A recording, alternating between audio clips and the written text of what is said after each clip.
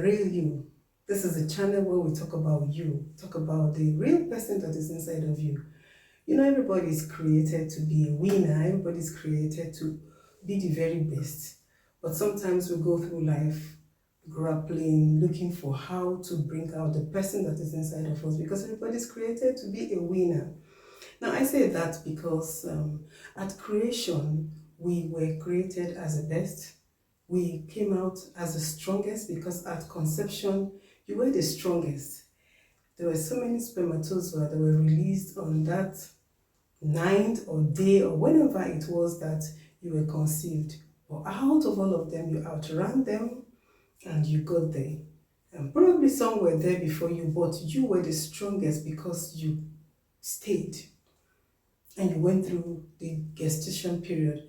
And at the end of it all, you were able to push your way through the birth canal. There's nobody that is stronger than you.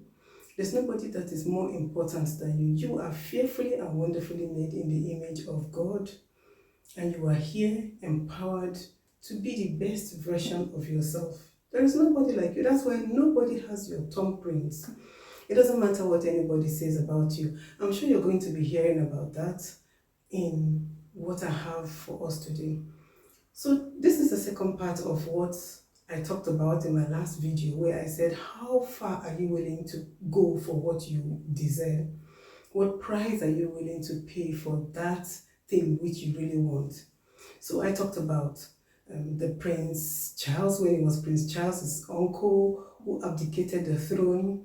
And today I'm going to be talking about the two women in the life of Prince Charles then and now King Charles of England. You know, we all know the story of how Camilla is now the Queen Consort of England.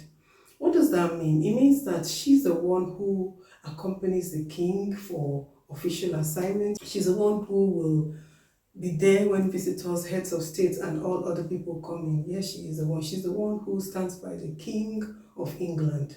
And that's amazing. But you know, she didn't start off like this. I personally never liked Camilla.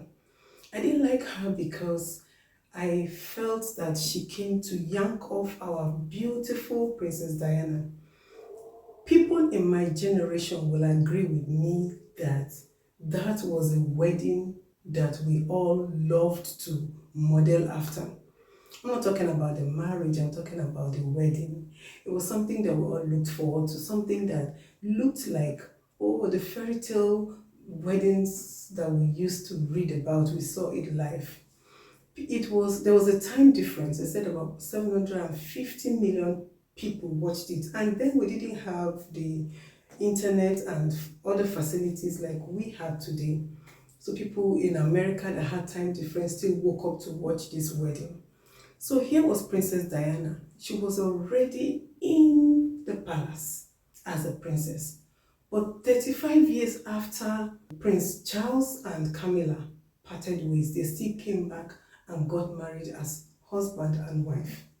What do you think made the difference? Again, like I say, it all boils down to you knowing what you want and giving it the very best shot. So stories have it that Camilla and Prince Charles then, who is King of England now, King Charles III, met in 1970 at a polo tournament. And they struck it off almost immediately in a love affair.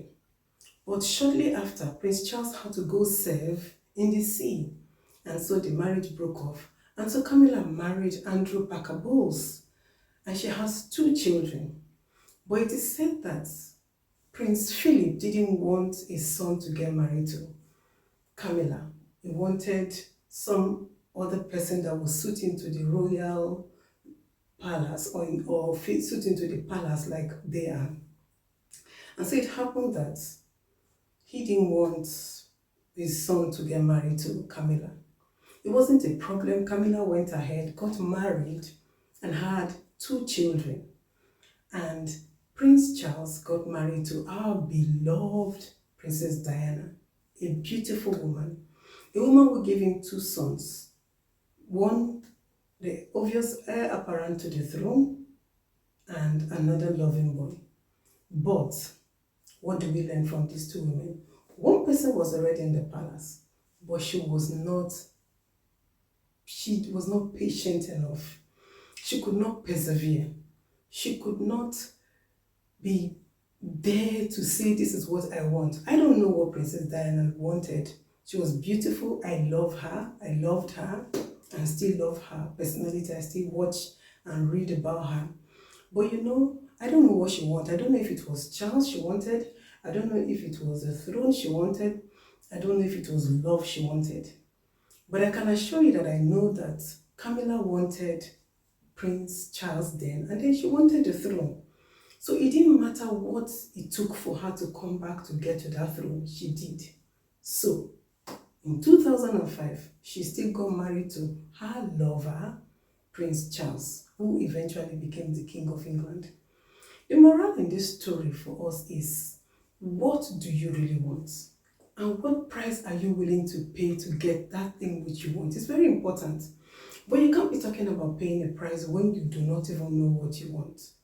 That's what I say in Princess Diana. She's a loving woman. I do not have any issues against her. I do not have anything against her. I love her style of dressing. I love the way she carried herself.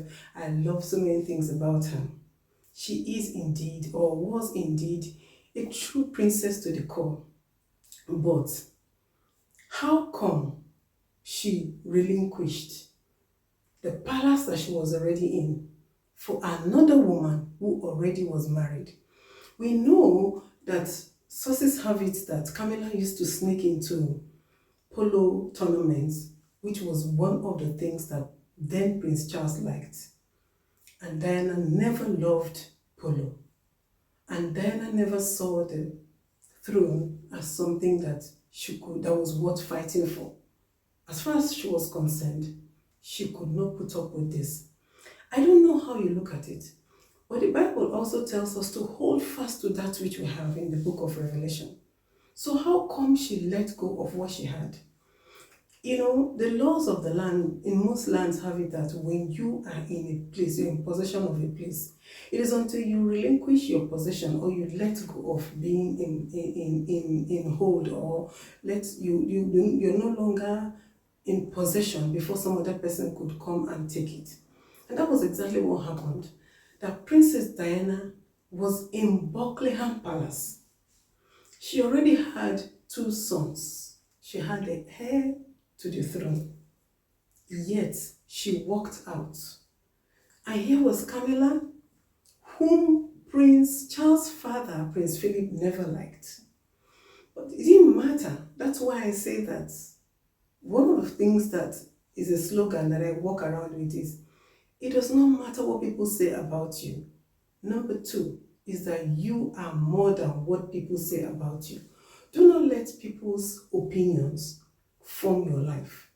Imagine if Camilla began to wallow in self-pity and then she was telling herself, oh, the father of my so-called lover does not love me. What would have happened? Oh, they don't want me in the royal palace. No, she went beyond all that. And do you know what? 35 years after she met Prince Charles, in that same place where Prince Philip never liked her, she still married his son. Such resilience. That's the next thing I'm talking about. Perseverance, she had it. She was resilient. She knew what she wanted and she went all out for it. I'm not saying that Princess Diana did not know what she wanted, but obviously not the throne. Obviously not Prince Charles. Because if that was what she wanted, then she would have resolved to stay put. She wouldn't have walked out of the palace. Royalty is what everybody would want to experience, would want to have. But here was this woman. She left the palace and went out, which looks like the uncle of Prince Charles, who abdicated his throne. What am I telling us today? Is that whatever you want, you need to clearly define it. And when you define it, like the Bible says, though it tarries, don't give up. Camilla never gave up.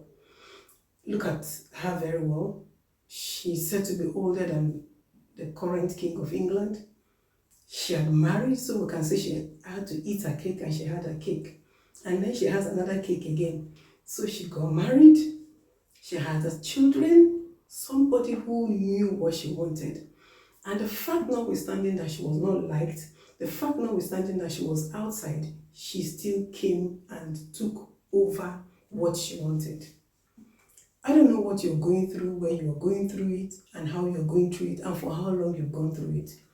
If Camilla today is the Queen Consort and she got married to Prince Charles, who is now the King of England, 35 years after they met, after she had married and had 2 children, then I don't know what you are going through. I don't know what you want, and I don't know how long it has taken.